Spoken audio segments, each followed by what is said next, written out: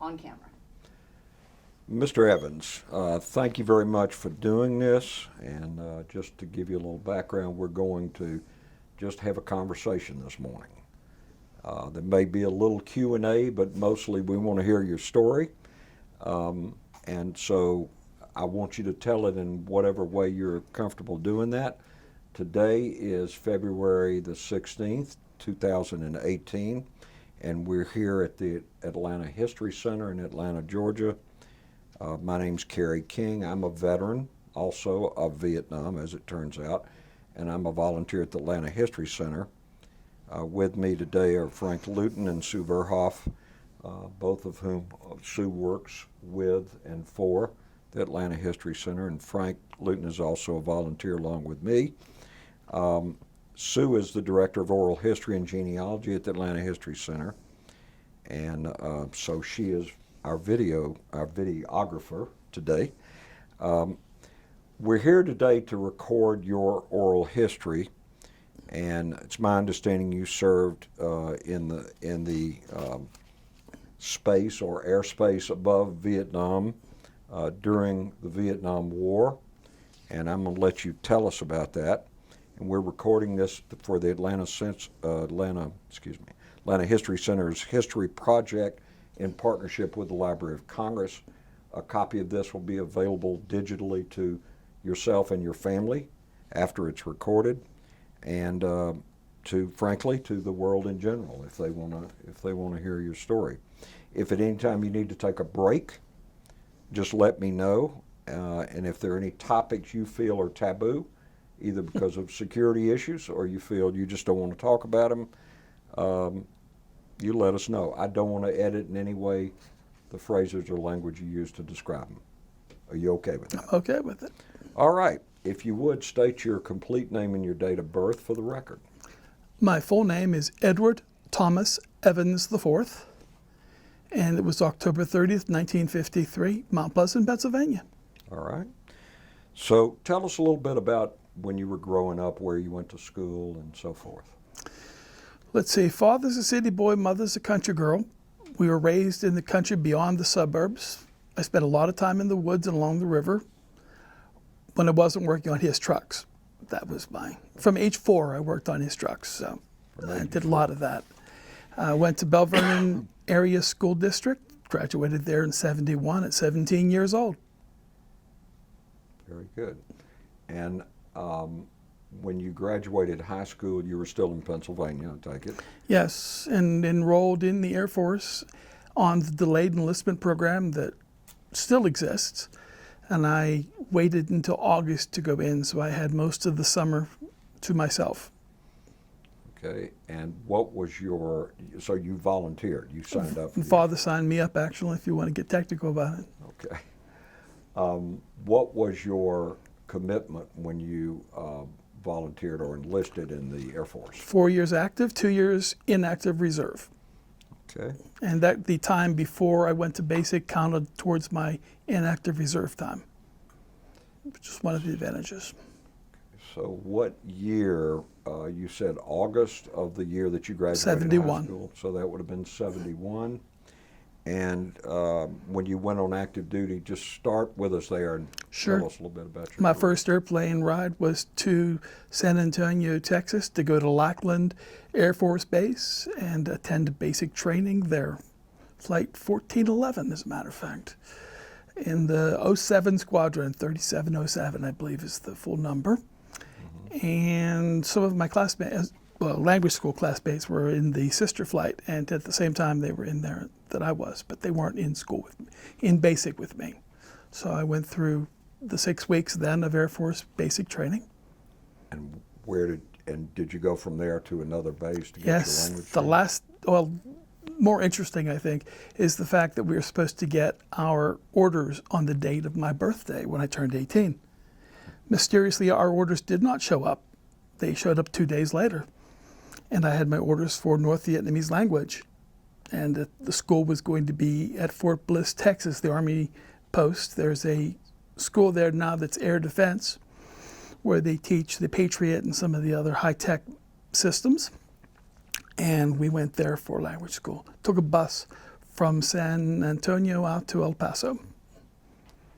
Okay, so tell us a little bit about language school. How long was it?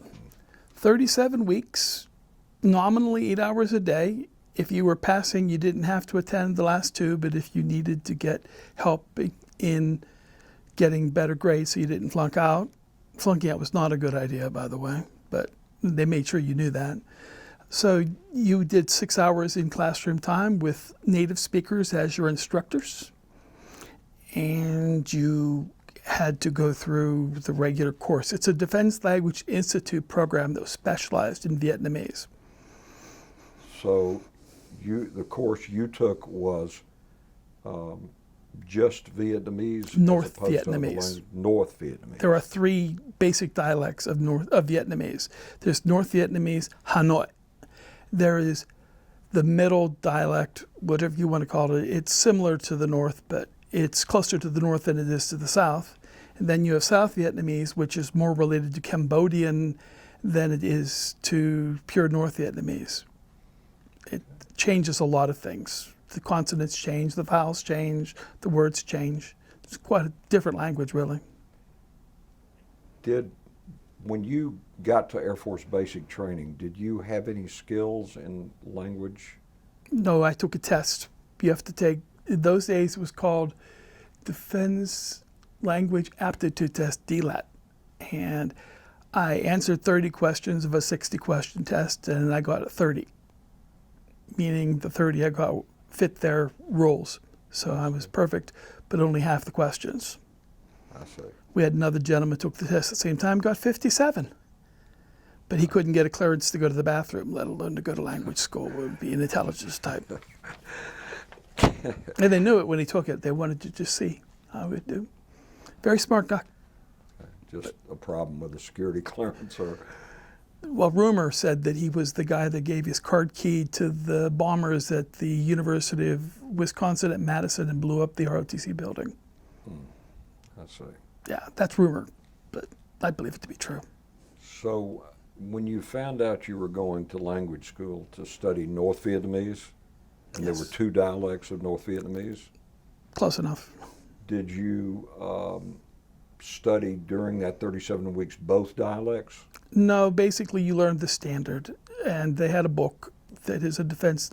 The DLI is a famous institution for teaching languages, and this was a specialized Vietnamese book. They've been doing this since at least 66, 67, and the original people took very short courses and learned the numbers and the letters, and that was basically it. Learned how they pronounced it so they could listen to some basic things. Those of us that were later took the more extensive course and learned military dialect and social dialect. I went reserves, 10 years out of the Air Force. I went back to the reserves and they tested me in my Vietnamese competence.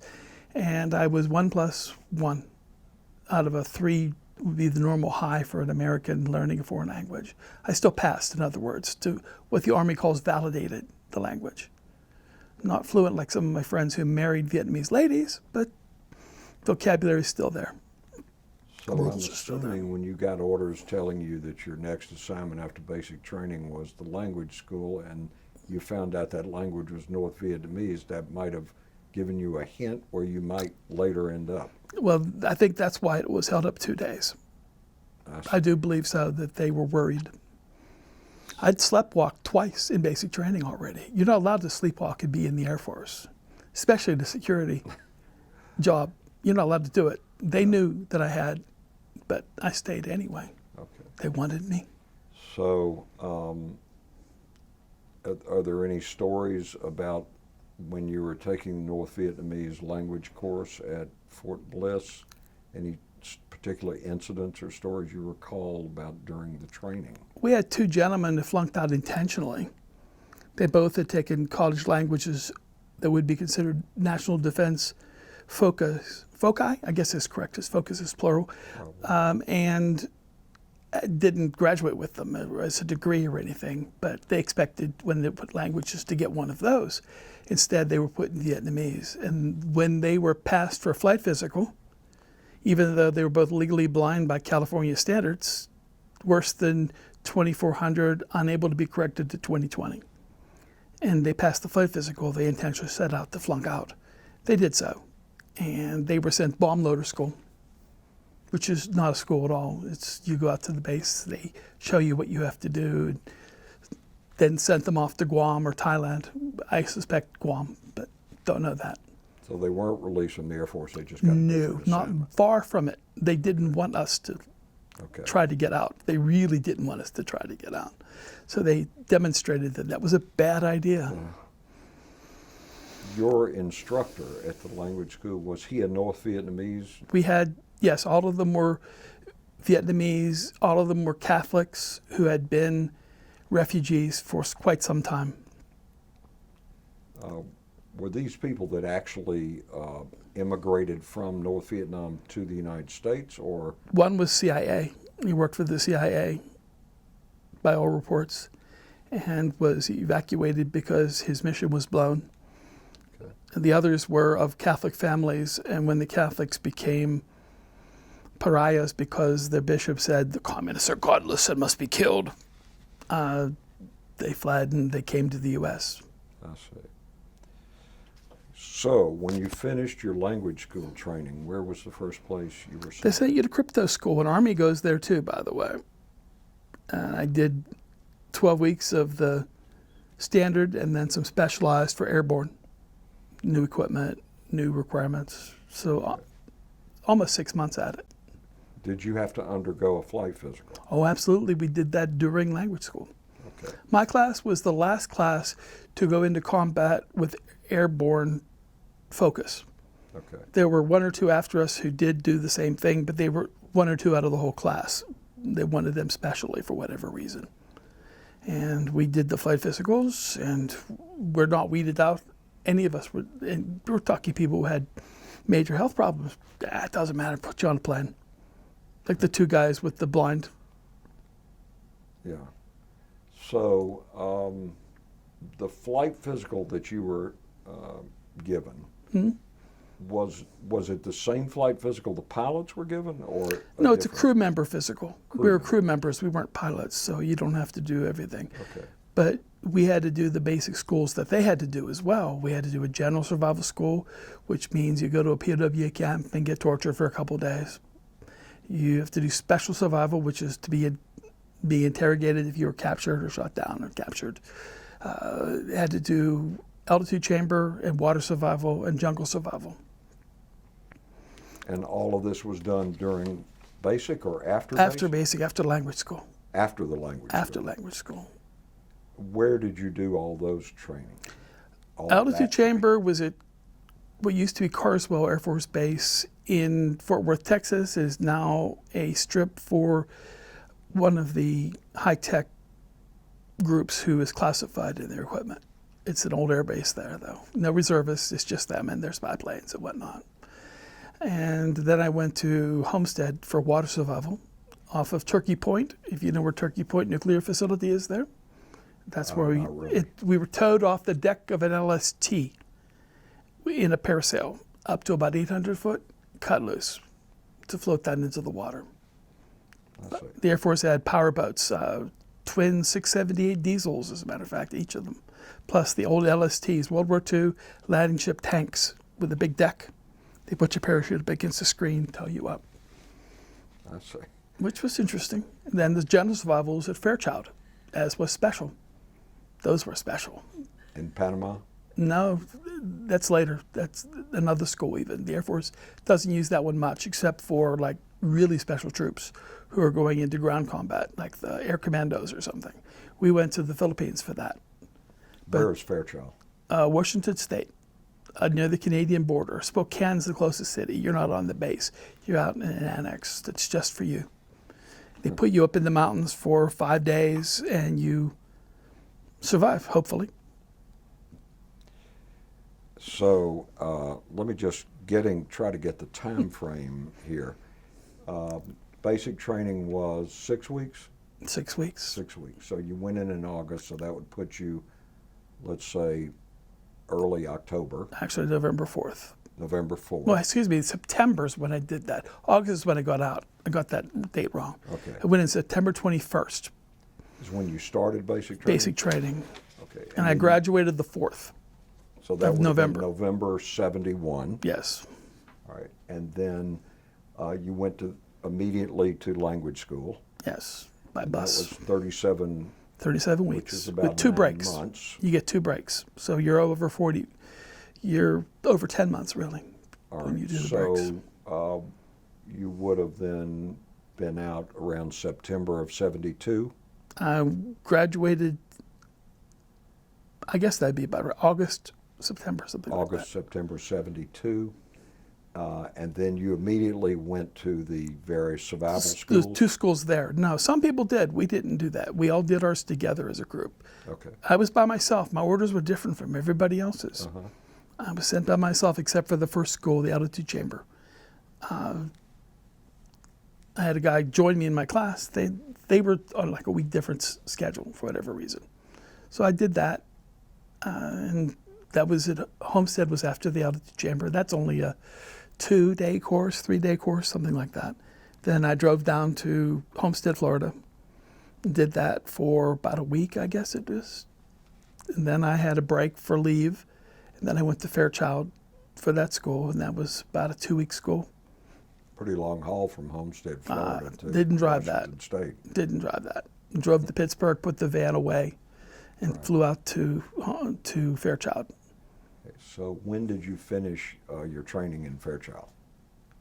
It would have been, so I started in January of 73, finished there in February, I guess.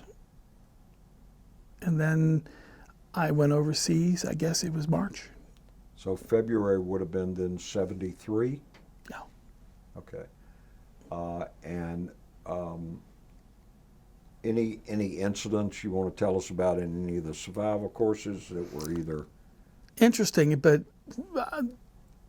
the funniest, one funny story I think is terribly funny.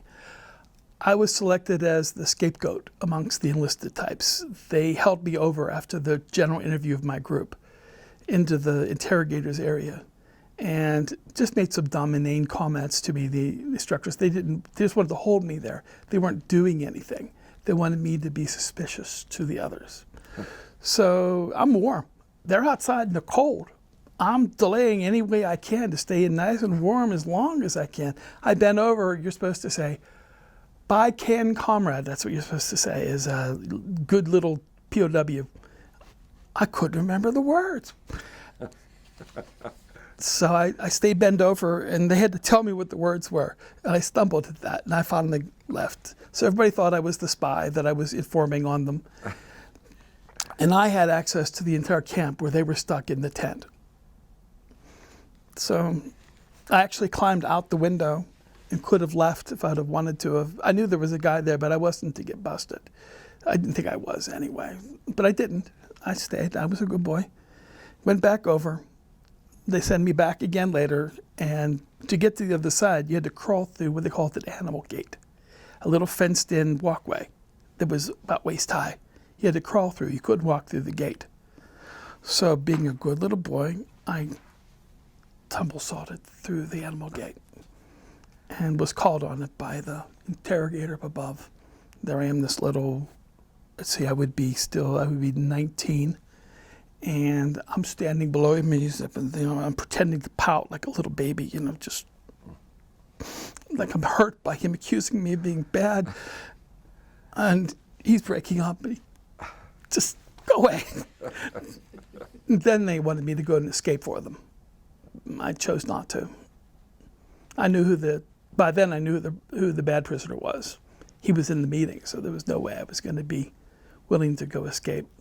It was the senior NCO. He was the bad guy. They usually were, weren't they? That's what they aimed for. If not the number one, it'd be the number two. Somebody Excuse me. that could play along with them. And so I had fun. Other than that, the special survival wasn't so nice. Yeah.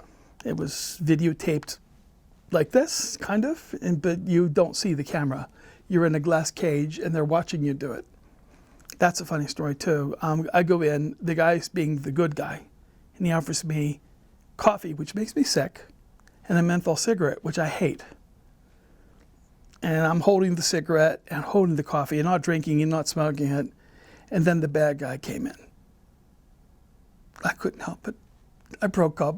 I'm rolling on the floor, basically, because if the good guy's torturing me like this, what's the bad guy going to do? They didn't like that one very much.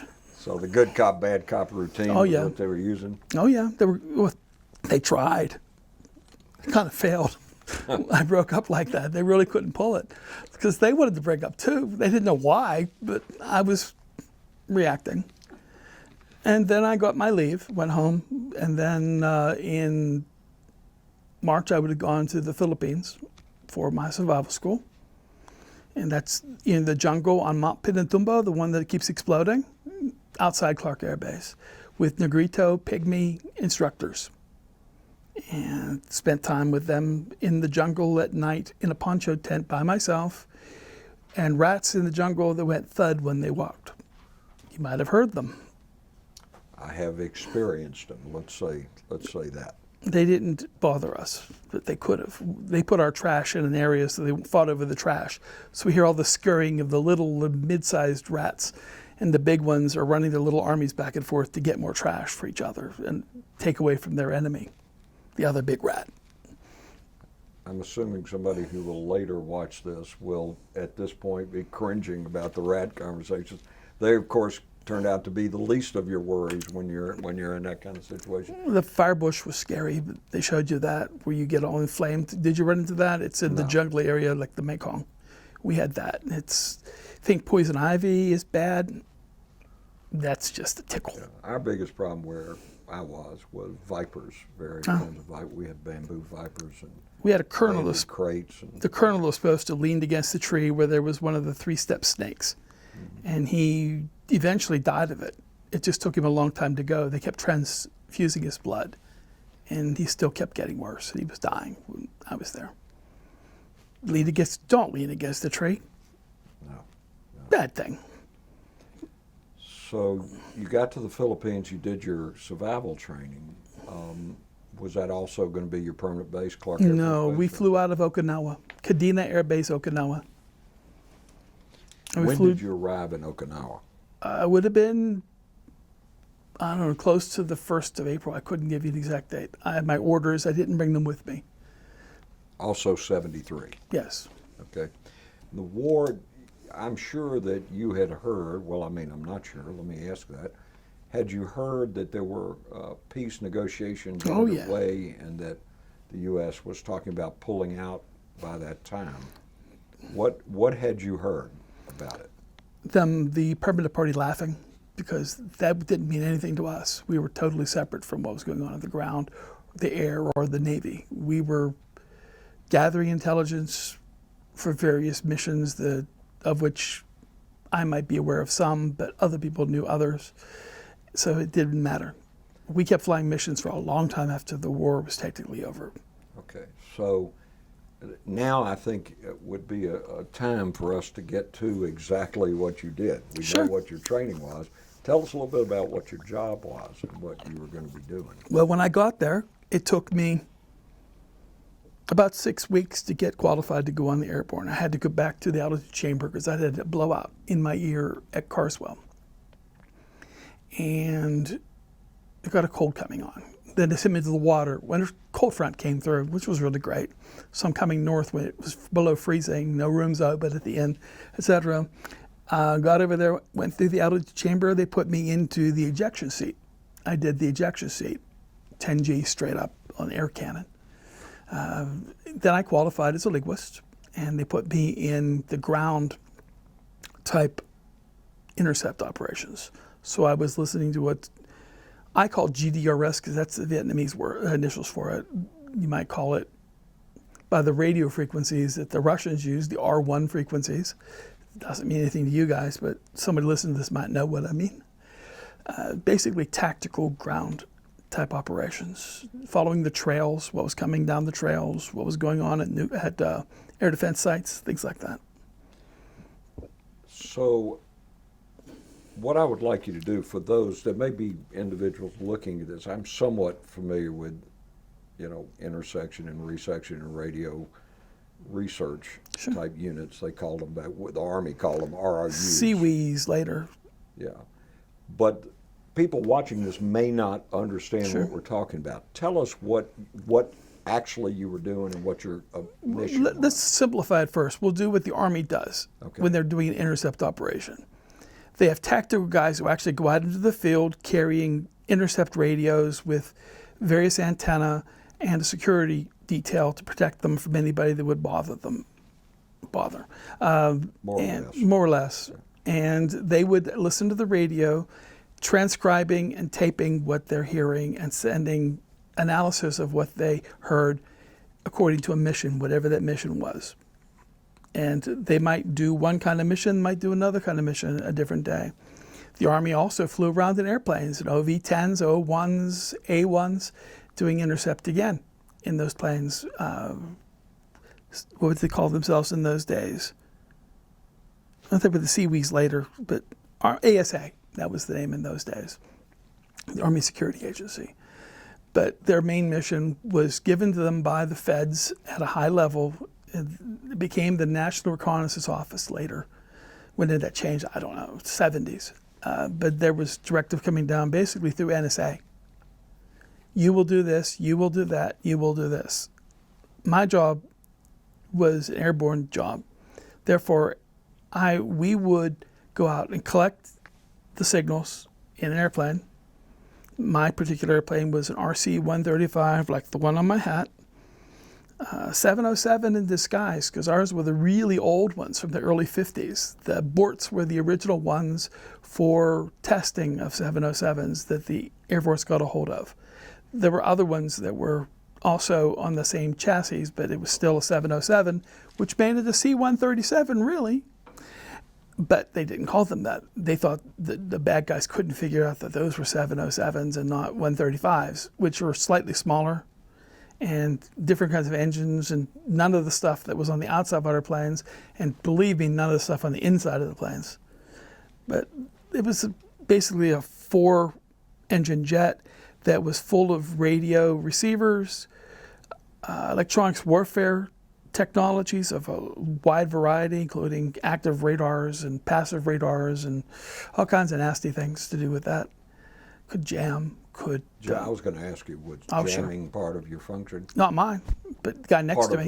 Part of the aircraft function? Guy next to me. If I was sitting on the control position, that guy next to me was doing special signals. One to protect the plane, the other, don't know what he was doing officially. I know what he was doing, but jamming, doing missions, whatever the boss said. He gets a sheet, that's what he's supposed to do, just like everybody else. My sheet was ground intercept, mostly people on the trail and air defense type things. Okay. So I should have probably asked this beforehand. We're not asking you to disclose anything that remains classified. No. So if in fact there's anything that you feel you can't talk about because it remains top secret or top secret crypto or classified in any way, please let me know that, okay? There's some interesting things, I don't know. Yeah. So, but I won't come across those, I don't believe. In general, though, you can get what we did off of the internet. It's mostly out there. Okay. There were some specific things that I was involved in that may still be classified. Like, what was that missile doing there at that time? I don't know. I think the technology today is hardly what we were doing. It's foreign policy, not technology. Yeah.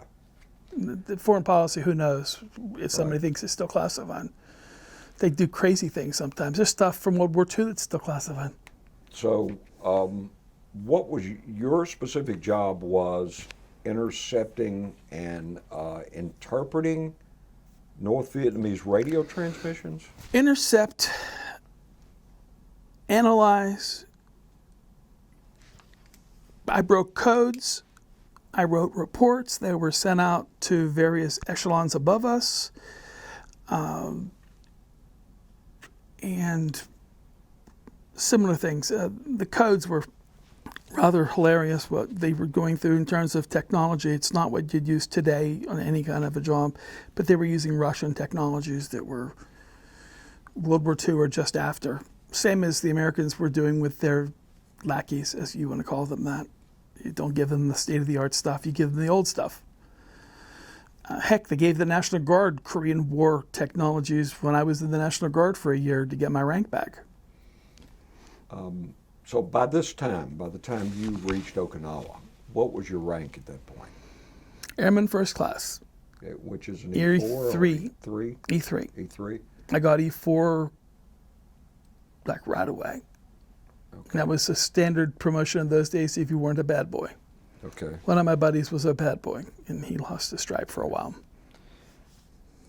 And were you considered a non-commissioned officer or Sort of, kind of, kind of the equivalent of a corporal in the Army? basically. You still use the EM club. You could use the NCO club, but the Airmen's club, the Army's EM club. But you weren't really welcome there.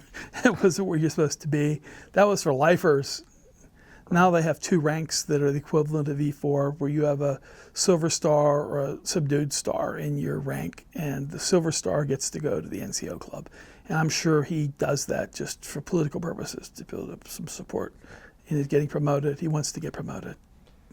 So take us through a typical day out of Clark Air Force Base. Kadena. Kadena, excuse me. That's okay. Sorry. We worked the ground side. We worked with what had been collected the day before or recently and was still being analyzed or had to be stripped off of the recorders. We used all kinds of recorders, everything from their normal little reel-to-reels through a 26-track Yogi recorder. It was this tape about like that and a reel about like that. And you had multiple tracks where they would record things on the tracks, the various tracks. And you'd go looking for the things on those tracks. And you had to pull them off, put them onto a reel-to-reel recorder and send them to somebody to work, check to see what's on them. And your job was to look at the tapes. Sometimes you were just doing garbage. Somebody rolled on something, didn't know what it was. And it was just garbage, chatter about something. I was good at that, finding out, going through, looking for things that meant something between the missions to pick up on what they were talking about, why they were talking about it, and if it was important to them. That was really the thing that I did best. And then you'd find out they'd go into the formatted messages, and you worked on the formatted messages because that's where the real data is supposed to be. And that's, you tie the chatter to that to give it some impetus, to give it some, so someone looks at it above. You make a comment, and if they watch your op sign because you're good, we just mentioned them last night. I was 306 a long time ago, but I remembered. And you build a reputation with the people who do the analysis. And if you're good, they give you special things to do. Otherwise, you had to do the general things, which is like break down the tapes or work off of the tapes that they broke down. And the code stuff, it's formatted code, not formatted code, mixed in with language. And always was in Vietnamese, but how much text was in there and how much of it was just codes. Did you do a written report or just give You made a transcription with comments. Okay. And who would this information go to once you determined, let's say Later, that me. it was something relevant? What would you do with the information? Later, me. Yeah. I would be the intermediary to send it out to NSA headquarters. I was one of the people who did that. When I stopped flying, they put me into analysis. And I was still supposed to fly the first bit of the time I was in analysis, but I moved over and became purely a ground weenie. That was our name for those people. Okay. Not a day lady, that's a different group. Yeah. They only work daylight. I worked the shifts, whatever shift, weekends, second shift. We didn't do third shift. We weren't busy enough for that. But I went through various phases. Some things are hot enough that they go straight to NSA or to the president right off the bat. Something called a critic. That was where there should have been a critic called and was not. Uh-huh. And that's a fairly good story. Tell us the story if you can. Well, yeah. Yeah, if it's not. They blew it off at the time. My job was to sit on a roll that day that was the big roll that half of it was Vietnamese, half of it was Chinese. I didn't speak Chinese, but I'm sitting on the position, and the Chinese frequency is really lit up, and there's nothing going on in Vietnam, nothing at all that is on my frequencies. So I go listen to the Chinese to see if I can sense anything. Because like I said, I was a sensitive op. I could pick up from the chatter a lot of stuff. Mm-hmm. And I knew that was a fighter plane, that was a fighter plane frequency, and he was doing an intercept, because I heard it in Vietnamese, I heard it in English, I know what it sounded like. He was doing an intercept. And guess who he was intercepting? 3 guesses. You? Our plane. Really? On board the plane that day was a 3-star general and his adjutant. Aboard your aircraft? Yep. We only had one electronics warfare officer, and he was sleeping.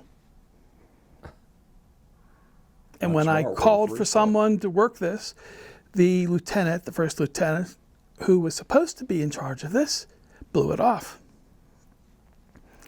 I escalated it, and we got the NCO, who was his trainer, sort of, actually knew what he was doing.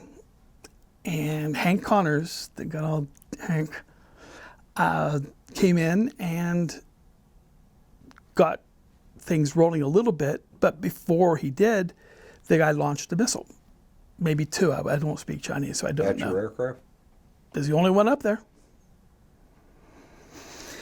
It didn't hit us, obviously. But he was not Vietnamese. He was Chinese. And they blew it off.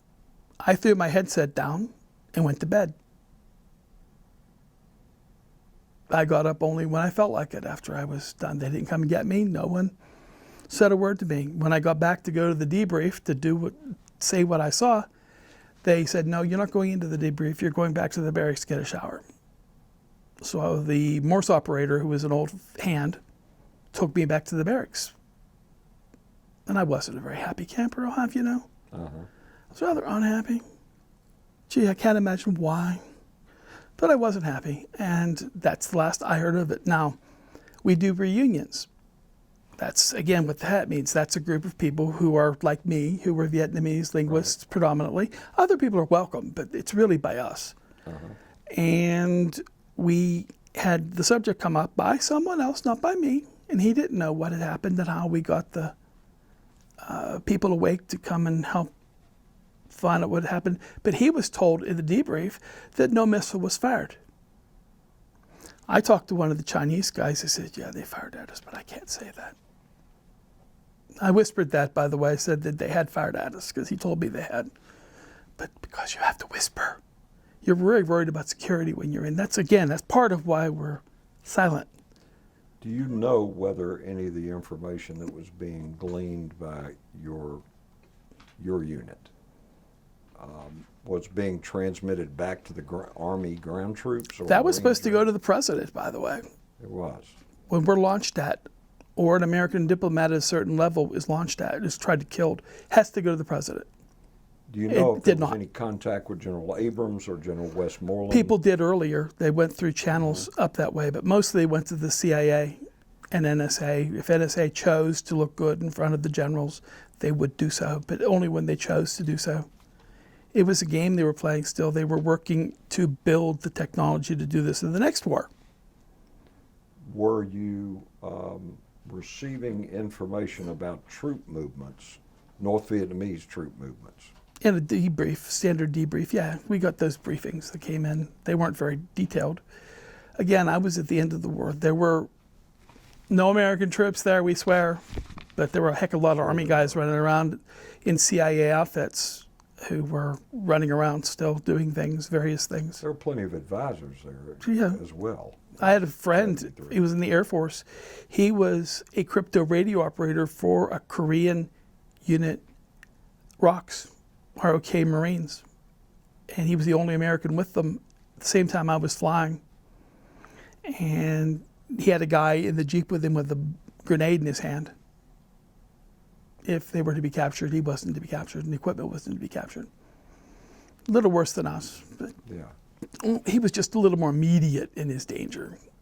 Did you ever have an opportunity to see the information you were getting be utilized in a combat operation? I got a thank you from the CIA for helping blow up an air defense division. Does that count?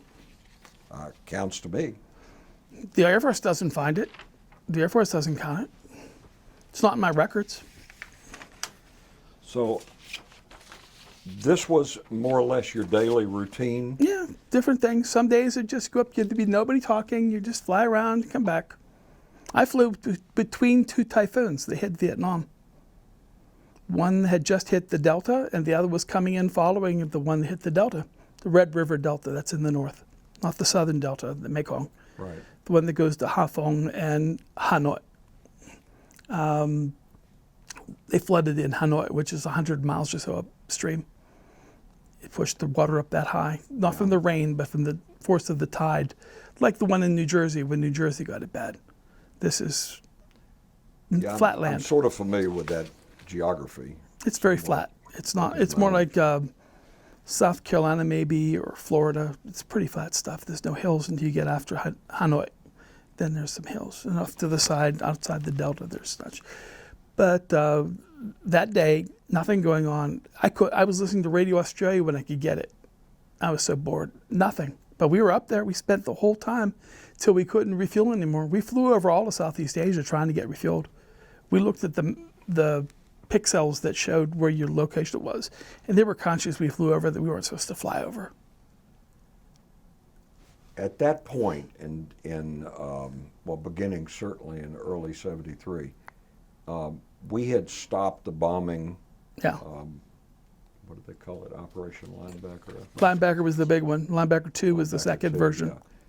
yeah. There was no bombing going on at that point, U.S. bombing going on. Is that correct? There were no F-8s dropping bombs on anybody. They were F-5s, meaning they were flown by the Vietnamese. No matter what we heard on the radio, they were definitely Vietnamese F-5s, not F-8s dropping bombs. Nope. No F-8s, not a one. Yeah, Well, there might But be that some was CIA. people that would disagree with that characterization. That was CIA. And I realize you're being facetious. I think you are. But we could hear the number, and they told us that, no, that wasn't the number. You had to change it to a 5. Yeah. Was Air America still at that We didn't point follow them. operating out of Thailand? We didn't follow that area at all. That's another plane. Those are C-121s flying out of Thailand, mostly, that did that. There were still EC-47s in early '73 till they lost one in the crew, and I knew a guy on board there slightly. Were any of, and I realize this would not be true of the type aircraft you were in, but did you have any connection to any of the Navy similar type radio research? We could send messages through the system to get to them. We weren't directly in communication. We weren't even directly in communication with the other Air Force planes normally, who were up flying at the same time, especially early, before fall of '73. There were still missions going down in the south. I don't know what they were doing, but it was an EC type airplane, not a RC. When you were airborne, were you over a portion of Vietnam or the South China Sea, or? We were supposed to be. If I had a map, I could show you on a map. Picture where Hainan Island is off of the coast of North Vietnam and the peninsula that sticks south out of People's Republic. We flew up between Vietnam and Hainan Island. Oh, so you were all the way up to there, and then down south below the DMZ, down into the country where it varied by how early. As the NVA and VC went further south in unit form, we went further south. And we stopped flying in the far north because we would get cut off. And there was no one to protect us if we did. So we didn't fly quite as far north anymore. And you were transmitting your information back to Okinawa? No, we were sending it through a crypto radio to wherever the man said to send it. I don't know where he was sending it to. It would go to NSA. It could go to the Air Force. I don't think we were doing that when I was there, other than in the general sense, here we are, don't shoot at us, it's us. How many hours a day were you actually in the air? I was up 18 hours on a mission. Sometimes people were up longer. I probably was up longer a couple times. 18 to 20 hours. I remember 18. I don't remember any 20s, but people did 20, I know. And there were people who did more. Special times. So how many missions a week would you say in a We 7-day week? We flew 14 at least. No, more than that. There'd be 2 planes a day, north and south, at least 14 times. No, it'd be 28. Because they would be 12-hour missions mostly. So 24, 48 hours. There would be coverage when I first got there. We were flying 2 planes a day, 12 hours each. On the north orbit, 2 planes a day, 12 hours in the south orbit. So when you were you up for 12 hours or 18 hours? 12 plus the time that we coasted down from Japan along the Chinese coast. We were looking for ducks, I think, for the dinners, something like that. Maybe a couple fish while we were at it. You couldn't have been flying every day because you had to No, debrief. people did. Yeah. During the December bombings, I had people that flew every day, back to back to back to back, who put in hundreds of hours a week illegally. You're not allowed to fly like that. But they were doing it because they needed the bodies and they were good at what they did. My trainer was one of those guys. Yeah. Well, He certainly was- that was true of aircraft on the ground in Vietnam, in the country itself. You just don't report it. They logged it, but they didn't report the log. They had 2 logs, one official, one unofficial, till Or the IG hits FAA. it. They didn't turn it over to FAA. We didn't have to. We're international. Right. So And no we FAA, nobody watching except the Air Force. And if the flight surgeon or someone did an audit, or the IGs did an audit, then they would get upset. And they'd have to throw the old books away, give guys credit, put them on vacation status, leave, or something. Meanwhile, they might go back to flying. They needed the bodies. They were flying. They weighed everything. I was supposed to have all kinds of things for my job. Wear the different kinds of uniform, all kinds of things. We didn't get any of that stuff. We didn't even get the crew rest we're supposed to get. They wanted you to fly, you flew. You got flight pay. And combat pay, Yeah. and hazardous duty pay later instead of combat. Lost their tax exemption. They got it back retroactively, but I can't collect it.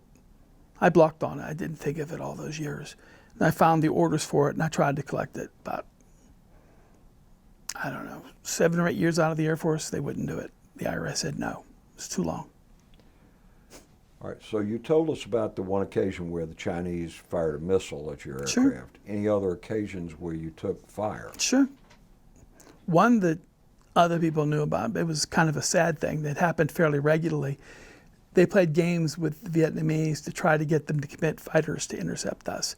So they'd know the plane was up north looking for us and would feint as if we were going to go up near Hainan Island and then run away.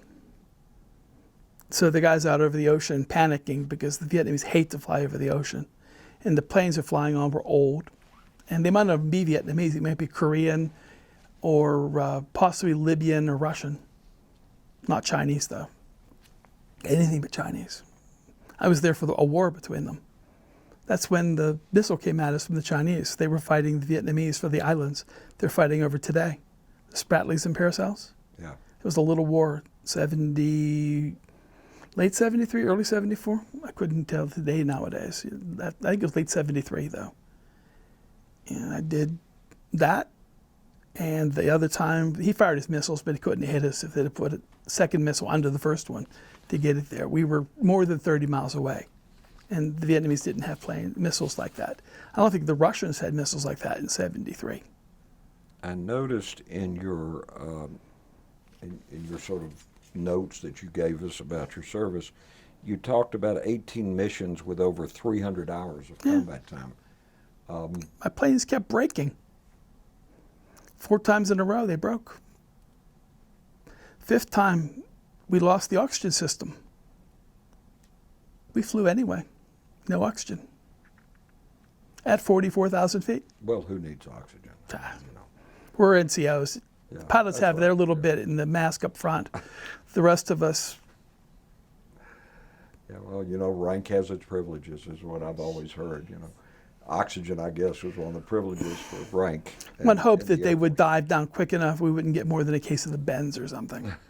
I had a friend that broke his sternum, tore it, separated it. He flew missions again in the north, and the Koreans came after him twice. He did 2 dives that were really desperate dives. Drop the landing gear, drop the speed brakes, fire the engines full, and go straight down. Mach 104, our plane could do. They tested it without the wings coming off. Because you had no wings. You had these big solid steel antenna that ran from width to width. The aluminum was just a picture on the outside. We flew a plane where you could look down and see the metal between the fuselage and the wing. We flew it for quite a while before they finally sent it back to get fixed. Then there was another missile too, but I don't have the outside view on that one. But there was an ocean missile. So 300 hours combat time, you should have gotten at least 6 air medals. They waived that too. They did. They waived everything. So in your DD 214, does Nothing. it list any of this? Nothing. It doesn't. I tried going back to a local congressman in Pittsburgh when I was there, and he didn't help at all. He didn't care. Well, I You think get it's somebody who interesting. cared. Your hat says Silent Warriors. I think that's an interesting designation. Tell us about how you guys came up with it. Well, I can see why you came we up were secured. Everything we did, I wasn't allowed to talk to any counselor at all when I had personal problems in my family. I couldn't go to a minister, couldn't go to a psychologist, psychiatrist. Technically, I wasn't supposed to talk to a friend about it. You're talking about back then or Back then. after that? Back then. Yeah. And that was the general attitude.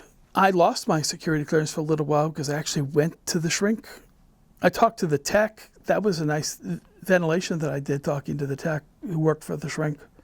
The shrink told me, if you insist on talking to me, you will blow your clearance and you will never get a clearance again and you'll never get a federal job. Not too encouraging, is it? Silent. Very silent. So how long were you in Okinawa? Till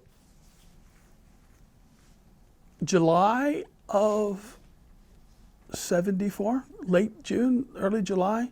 I had 45 days leave because actually I had more than that technically, but I didn't take all of it.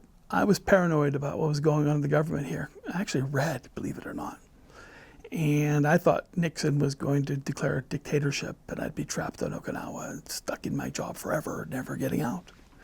So my friend arranged me to have an open-ended leave, technically 60-some days, which I didn't have.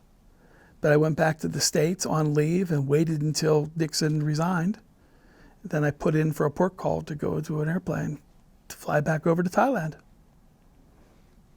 Thailand? Why Thailand? My last year was Thailand. Oh, okay. So I was at Nakhon Phanom, NKP. is that Utapao or No, Udorn or? it's in the boondocks on the Mekong River. Oh, okay. 104 miles by highway to Vinh, North Vietnam in those days, Well, let's go there. When you left Okinawa, you went to Thailand. by way of home. Okay. They brought me back to Goodfellow Air Base in Texas, where I'd done the crypto school and that. After language school, before I did the survival schools, they sent us back it was a nothing. It was just an excuse to bring you back to the States before they sent you back overseas again. Okay. So I did that. So you Went home on my returned to the leave. States. Oh, let me slow down a little bit so that the record's clear, because I'm confused. Oh, it is confusing. You were in Okinawa. They brought you back to the States to do some additional training. Not really, just to be at a meeting, pretend to be trained, and then go home on leave, and then fly back overseas. And then they sent you back to, in this Thailand. case, Thailand. Mm-hmm. All right. And tell us what you did in Thailand. Tell us about that. Here, I don't know what I want to say, but there were people attached to that unit who spoke and listened to Vietnamese a whole lot better than I did, who were not legally allowed to be where they were by the Thai government. And they had their own little areas and whatnot. And I felt it unnecessary to have me there doing what I had done when I was airborne, when you had people who spoke the language just like they were natives. So I became a comm center operator, and I wrote spot reports, typed.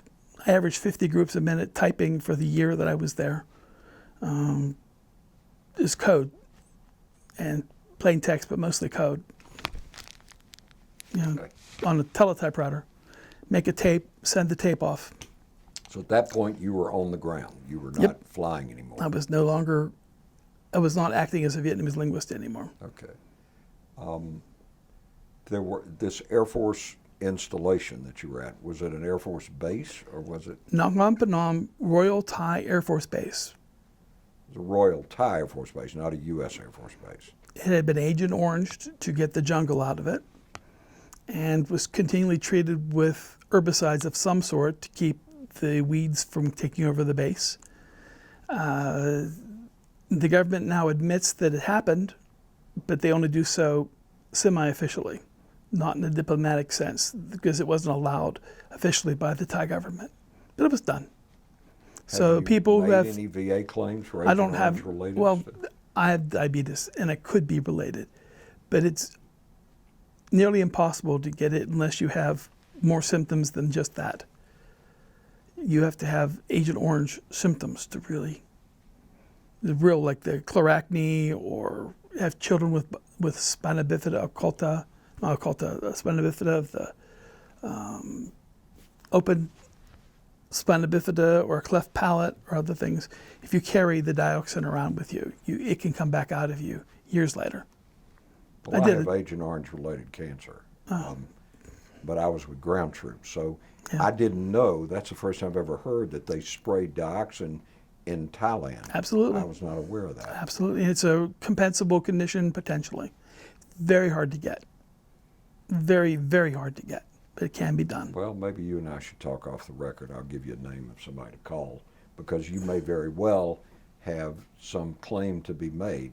I did that before, and all I got was a spinal strain. I'm service-connected, non-compensable. I've never followed up on it.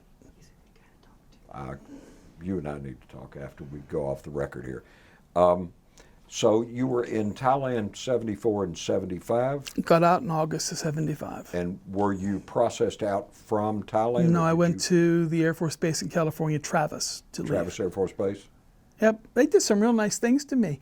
They gave me some copies of my DD-214 to use. Yeah. And on them were code words that, like the codes they gave to people who had bad conduct discharges and general discharges. There were some codes on there. They were totally bogus. I still have it. I showed it to somebody at the VA, and they said, "Oh my God." Yeah. Well, that might be something with the time we look at this other stuff. We'll take a look at that too. We have some services I'll make you aware of.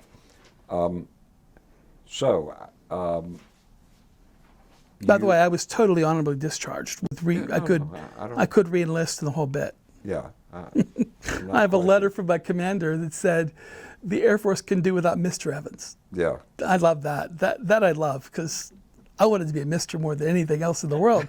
I wanted out. Certainly, I think there are a lot of folks that can identify with that. So when you got out of the Air Force, you had another 2 years to do in the reserves. Did you do that? Not a bit. They offered me to fly me to Fort Meade on drill weekends.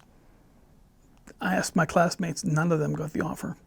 I got it in a letter, written offer. I don't know if I still have it, but I had a written letter saying that if you wish to go active reserves with us in this unit at Fort Meade, that we will fly you down for the drill weekends, and you'll be paid door to door.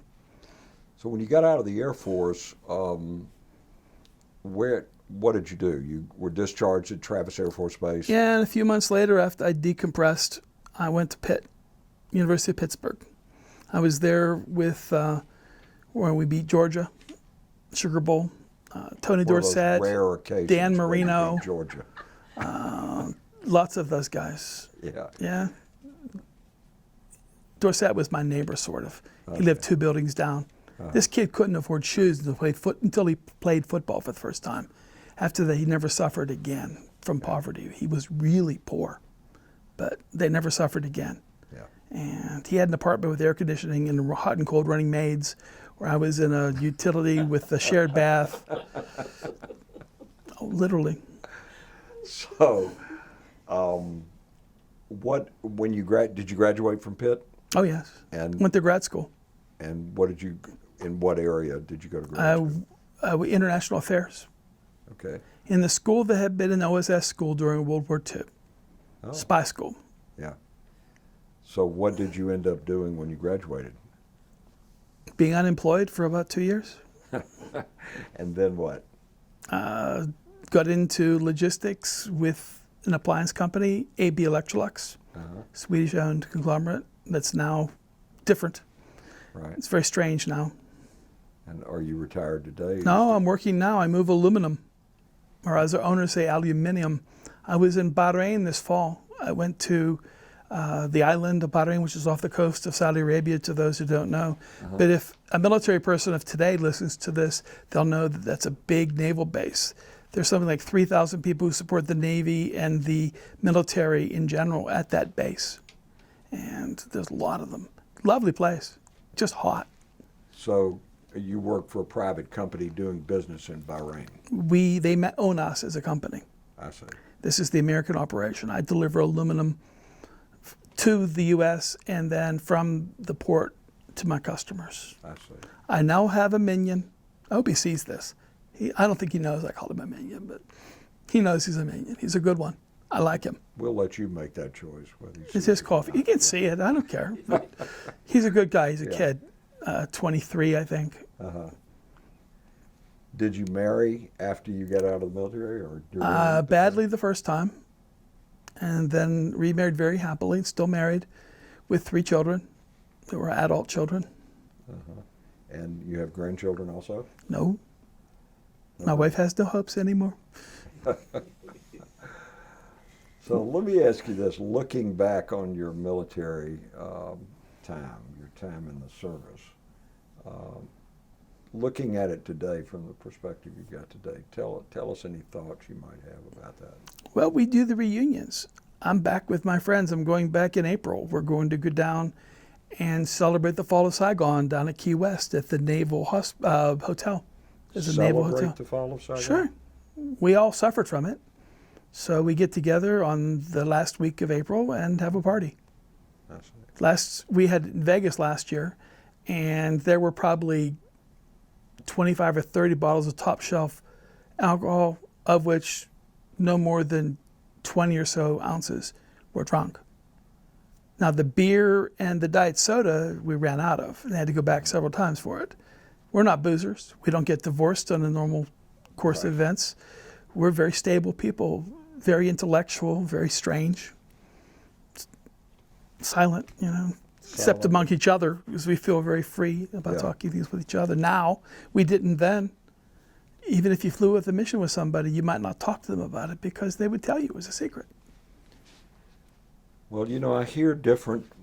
I've done a lot of these interviews, and I hear different people say different things about their feeling about Vietnam and after Vietnam and whatever. Do you have any thoughts about the war itself, or you kind of came in at the tail end, the war was over when you got there? The American involvement in the war was more or less minimal at that point. Any thoughts about it at all? We could have done Vietnam and made it a lot better for the troops. We did a lot of unnecessary things and lost a lot of people unnecessarily. If the goal, as stated, was to cause the Russians to spend a lot of money that they didn't have, to put their assets into one basket, it could have been done without all the damage that we did to the American people, the soldiers, the airmen, the sailors, everybody, the families. We could have done the same thing, made them spend without doing things like a friend of mine was on a unit in the Army that worked on counter-fire mortars. They used a big mainframe, portable one, in a truck, and with the second mortar from a location, they could pin it down within like 20 meters. The third one, they could get it right on the nose for counterfire. Did they use it? No. Did they use it in Desert Storm? Yeah. And other places since. But he was there. They weren't allowed to use it. They weren't allowed to tell anybody what they were doing. They knew the answer, where the mortars are coming from. I'm glad I didn't know that. You might have suffered from it. Might have. He was a big deal, and he was a good guy. Yeah. He died a couple years ago now. More and more of us are. Old age and stress. Stress doesn't have to be last any longer. Is there anything else at all Well, it's that primary. you want to talk to us about or tell us about, or any stories you'd like to share with us that we haven't talked about? Most of the other stories I would talk about are not mine. They're someone else's. They should do them themselves. I've heard some horror stories, and I've heard some funny ones. There were people who were in Vietnam who flew missions. There are people with tens of thousands of hours in combat missions. Tens of thousands. Can you imagine that? They were there for years, and they kept coming back to it. And they survived it. Some of them very good guys. Mick is one guy, I won't give his last name right now, it's his business, probably somewhere over 20,000 hours. And he flew from like 63 or 64 onward. And he still rides around on a small motorbike cross country. He goes on like a 250 or something. He rides around. That's what he does. He just trucks on. We had 56 people last week that are coming to this thing who are all veterans. That's more than we had in Vegas. We'll probably want up to 70 or so if they get the show. We had close to that, but we had some no-shows because, well, we're not young. Things go on in your life and your kids' lives, and you just can't do things like that when you want to. But the Navy has a great deal. We have a very nice price for that hotel. Well, how often do you have these reunions? Annually for the Fall of Saigon. And then there's another one for the Combat Apple guys that's what I was on, Combat Apple. You can find us in the Air Almanac of the War that was published in about 75 or so. We're in the index with no page. That's interesting. No explanation, just Combat Apple's a real mission, but no explanation of it, not a one. You can find things now, but you couldn't then. Yeah. That's basically it, though. I mean, the stress I went through were personal. I had repressions. I had to go through the vet center program. I hit my ex-wife with a forearm across the chest because she woke me out of a nightmare where a Vietnamese was finding me in the jungle to capture. So I hit her across the chest with a forearm. I had to go to the... Probably wasn't her fault. And probably wasn't your fault. 3 years later it was, but that's another thing. At that point, no. It was purely me at that point. And I went to the vet center program with the real combat vets. And some of them treated me very nicely. A couple of them thought I was gay. I was trying to mock that. I don't know if it came across in the voice, but, I think it was just because you were smarter than they were. That's why. Well, I was still in college, and I dressed differently than they did, and all that. I was a college student, didn't want to look like a hippie anymore. Right. Because I had my rebellion period. 79, I think I finally cut my hair off. I've been out 4 years. Any regrets about your military service? No, it was worthwhile, and all in all. I learned more about myself I never would have learned if I'd have been stayed at home. I never would have gone to college probably. If I did, it would have been to the 2-year associate program. Yeah. Because there was no money for that and very little opportunity. And I had the brains, obviously, but no money. What brought you to Atlanta? How did you get to Atlanta? GE hired me, brought me down for power. I worked power for 13 years, almost 14. That's how long you've been in Atlanta? No, since 99. I got riffed in 2013. They're all getting riffed now. Well, it happens. It's the way of the corporate world, unfortunately. Some of them deserve it too. Yeah, some do. Oh, well, that's... Right. Anything else you want to tell us at this point? I went back into the reserves. You did? 10 years out of the Air Force, went to the reserves, did the Guard for a year to get my stripe back. My unit, the comm center that I worked in, because I had been a comm center operator, the only time that unit had ever passed an inspection by the First Army when they were doing their endless summer camp. I bribed a guy to come in and fix my typewriters for me. Canned food. He wanted like hash and chili and stuff like that. I had it. I bribed him to come in and do it. His NCO got some too, but I had the specialists come in. He made it so it worked, and I could send messages to the comm center who didn't want to hear it in the middle of the night. And the 82nd guy sat alongside me laughing the whole time because he knew what he was doing. He'd worked the other side before. They never could talk before. They were able to talk. It was bad, but it worked. Then I was psychological operations for the rest of the time. I had like 13 good years. PSYOP, propaganda. I was MOSQ, PT qualified, language qualified, a bunch of things. I was all fully qualified. So did you retire from the No, I had a Guard car after accident in the private sector. that? Yeah. Couldn't do it anymore, and I put on the What weight. was the highest rank you held? Staff, acting jack staff. E6? Yeah, but acting jack, meaning it didn't have the pay. So E5. E5 with the stripe for 6, because they needed a platoon sergeant. Didn't want to promote me, but I would have left that unit anyway. I had opportunities elsewhere, but by then I had a job and didn't want to give up my job to go off to warrant officers school. Like, that's a year Yeah. to get a warrant. It is. All right, that's basically it. I mean, I did my time. I earned my hat and whatever else I get out of this, You did. the emotions. The vet center helped me on other things just as a, deal with my past a little better. I had family problems. I talked about going to see the shrink. That was the whole problem. Yeah. My sister sent a letter in saying that our mother is getting crazy again. You need to come and take care of her. And I didn't answer her, so she sicked the commander on me. Like I could just come home anytime she wanted me to. Yeah.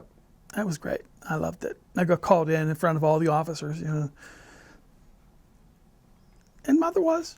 Yeah, she was. But Mary didn't want to stay and do anything. No. Can't do that. Dirty hands now. All right. Life is complicated, listen, I wanna Thank you very much for being willing to come here and share all this with us. And I want to again remind you that this will be available both on MP4 and it will be shared with the Library of Congress. And I'm assuming you consented to that before you appeared Sure. today. And we very much appreciate it. And I wasn't in the Air Force, but I was in the Army.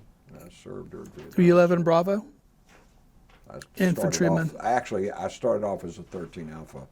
I was a artilleryman. Oh, okay. And then, but in Vietnam, we had too many artillerymen, not enough infantrymen, so I served with both the infantry and the artillery. But I want to thank you for your service Appreciate it. as well, and thanks for your service. Thank you to for our yours, country. both of you, actually. Thank you. Frank.